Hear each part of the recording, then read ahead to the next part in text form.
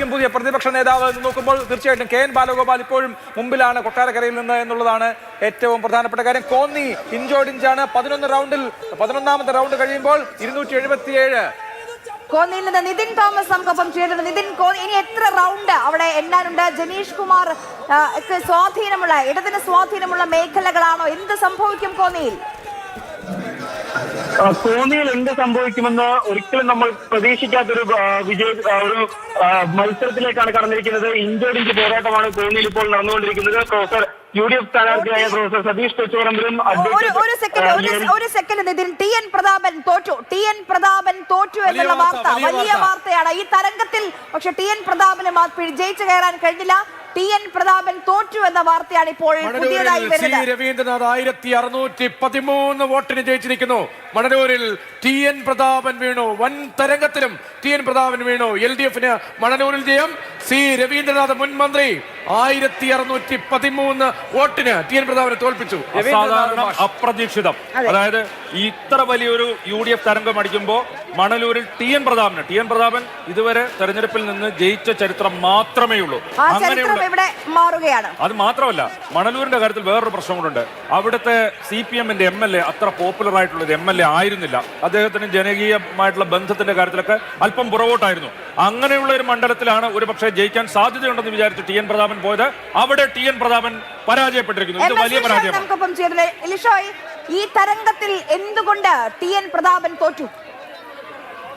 ഇത്രയും വലിയ തരംഗമാണെങ്കിൽ പോലും വിചാരിച്ച പോലെ വോട്ട് മണലൂരിൽ UDF-ന് പിടിക്കാൻ സാധിച്ചിട്ടില്ല. അവരെ ഏറ്റവും അധികം പ്രതീക്ഷ വെച്ചിരുന്ന പാവർട്ടിയിൽ 5000-ലധികം വോട്ടിന്റെ ലീഡ് പാവർട്ടി പഞ്ചായത്തിൽ നേടാൻ കഴിയുമെന്നാണ് പ്രതീക്ഷിച്ചിരുന്നത്. പക്ഷേ അവിടെ അത്രത്തോളം വോട്ട് നേടാൻ കഴിഞ്ഞില്ല. ഇപ്പോൾ പല തരത്തിൽ ലീഡ് നില മാറി മറിഞ്ഞ് നിന്നിരുന്ന സമയത്ത് പോലും നേരിയ തോതിൽ ഉള്ള ഒരു മുൻതൂക്കം മാത്രമാണ് TN പ്രതാപന് നേടാനായി കഴിഞ്ഞിരുന്നത്. അരിമ്പൂരിൽ ആണ് അവസാനമായി വോട്ട് എണ്ണിയത്. അരിമ്പൂരിൽ UDF-നും LDF-നും ബലാബലമായിരുന്നു. പക്ഷേ അവിടെ 750ഓളം വോട്ടിന് ലീഡ് ചെയ്യാൻ സാധിക്കുമെന്നായിരുന്നു UDF-ന്റെ കണക്കുകൂട്ടൽ. പക്ഷേ അവിടെ 1613 വോട്ടുകൾക്ക് അരിമ്പൂർ കൂടി എണ്ണിക്കഴിഞ്ഞപ്പോൾ TN പ്രതാപൻ പരാജയപ്പെടുകയാണ് ഉണ്ടായത്.